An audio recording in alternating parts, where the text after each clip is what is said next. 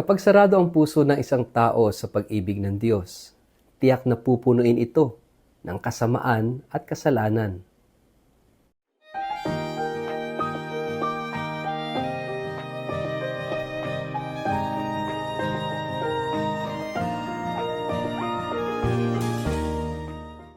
Ang mabuting balita ng Panginoon ayon kay San Marcos. Umalis si Jesus mula sa lupain ng Tiro, dumaan sa Sidon at nagtuloy sa lawa ng Galilea. Tinahak niya ang lupain ng Decapolis. Dinala ng mga tao sa kanya ang isang lalaking bingi at may kapansanan sa pagsasalita. At nakiusap sila sa kanya na ipatong niya rito ang kanyang kamay. Inilayo muna ni Jesus sa karamihan ang lalaki at isinuot ang kanyang mga daliri sa mga taingan nito. Pagkatapos dumura si Jesus at ipinahid ito sa dila ng pipi. Tumingala si Jesus sa langit, nagbuntong hininga at sinabi sa lalaki, Ephata, nang ibig sabihin mabuksan.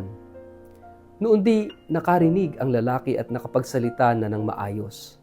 Sinabi ni Jesus sa mga tao na huwag ipamalita ito. Ngunit habang pinagbabawalan niya ang mga tao ay lalo naman nila itong ipinamamalita. Buong paghangang sinasabi nila, napakahusay ng lahat ng kanyang ginagawa. Binibigyan niya ng pandinig ang mga bingi at pinapagsalita ang mga pipi.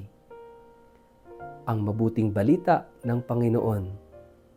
Word of the day, hear what God has to say. Mapagpalang araw po sa inyong lahat. Kumusta po kayo? Ang ating pong word of the day ay open.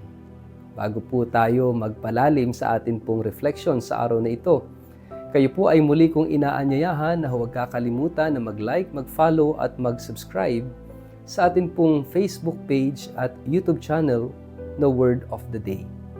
Ganun din po, paki-share ang video ito sa inyong kapamilya, kamag-anak, kaibigan, mga kakilala sa social media para sama-sama tayo sa pagiging media evangelizers at online missionaries na nagpapalaganap ng salita ng Diyos sa mundo ng social media.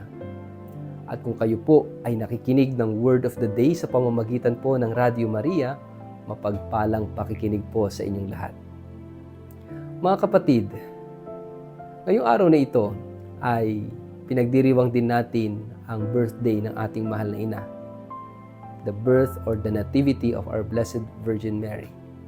Kasabay ng pagdiriwang natin ng liturhiya sa araw ng linggo. At narinig natin sa ating gospel itong pagpapagaling ni Jesus ng isang taong bingi at pipi. Sabi nila magkaugnay daw po itong pandinig at yung pagsasalita. Kapag ang isang tao ay nabingi, kasunod ding naapektuhan ang kanyang pagsasalita. Hindi na siya makapagsasalita ng maayos, lalo kapag totally ay bingi ang isang tao. Kung ating mapapansin, itong pandinig at pagsasalita, sabi nga kung ano yung tinatanggap natin, magkaugnay po yan eh. Kung ano yung naririnig natin, kung tayo di ba, ito naman yung process of learning. Yung pagsasalita natin, nag-uumpisa sa pagmimik. Kung ano naririnig, yun ang ating sinasabi. At alam niyo po, magandang sinasabi nitong gospel natin na what fills you is what comes out of you. Kung ano yung pumapasok sa ating pandinig, kung anong pumapasok sa ating mata, kung anong ina-absorb ng ating pagkatao, ito rin yung lumalabas sa atin. Basically, it's what fills us. Ano ba yung pumupuno sa atin? At kung ano yung pumupuno sa ating kalooban, madalas nangyayari yan sa mga naririnig natin, sa paligid natin. Good or bad. Every day, tayo ay nakakarinig ng hindi naman lahat magaganda, meron ding masasama. Pero kapag ang ipinuno natin at ang pinakinggan lang natin ay pawang masasama, syempre ano yung pupuno sa atin? Masasama. At kung ano yung pumupuno sa atin, lalabas sa atin yan. At kapag puro masasama na ang pumupuno sa ating puso, minsan ang tendency natin, magsara na. Ayaw nang makinig, nagiginang manhid, nagmamatigas na. Ang tinutukoy ng ating Panginoon dito ay hindi lang physical, kundi ganun din spiritual, ganun din sa ating kalooban. Nagsasara at nagmamatigas ang puso. Nabibingi ang puso at ayaw nang magsalita ng puso. Naparito si Jesus para buksan ang mga nagmatigas at nagsasarang puso. Kaya ang daladala niyang mensahe sa ating gospel, Ephata, be opened, mabuksan. Si Jesus ay may kapangyarihan, may kakayanang buksan ang mga nagsarang puso, ang mga nagmatigas na puso, ang mga namanhid at nanlamig ng puso. Upang sa ganoon, mawala lahat ng kasamaan, ng kapaitan sa puso na yan, kundi mapalitan ng kanyang presensya. Nais ni Jesus na buksan ang ating puso para sa Kanya. Anyayahan siya na manahan at manatili sa ating puso.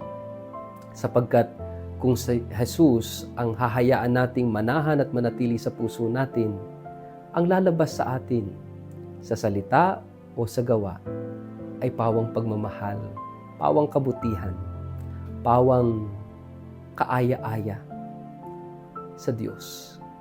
Dahil si Jesus mismo ang mananahan at gagalaw sa atin. Ito yung sinasabi ni San Pablo, "It is no longer I who lives, but Jesus lives in me." Napakahalaga na manahan at manatili sa atin si Jesus. Tulad ni Maria, yung kabukasan ni Maria, the openness of Mary to the will of God, the availability and openness of Mary for God, at yung pananatiling yun ng Diyos ay hindi natapos even after the birth of Jesus. Nanatiling bukas si Maria, ang kanyang puso, ang kanyang kalooban, ang kanyang buhay, ang kanyang pagkatao. Lahat-lahat sa kanya ay bukas para sa Diyos. Sana po, ito yung biyayang hilingin natin sa araw na ito. Constant openness to God. Sa ngalan ng Ama at ng Anak at ng Espiritu Santo. Amen. Ama naming Diyos, huwag mo sanang patigasin ang aming puso. Huwag sana itong maging manhid. Sana ibalik mo ang kakayanan ng puso naming marunong makinig, marunong magmahal, at marunong magbukas para sa iyong pananahan sa aming puso, sa aming buhay. Amen. Pagpalain po kayo at ingatan ng makapangyarihang Diyos, Ama at Anak at Espiritu Santo. Amen.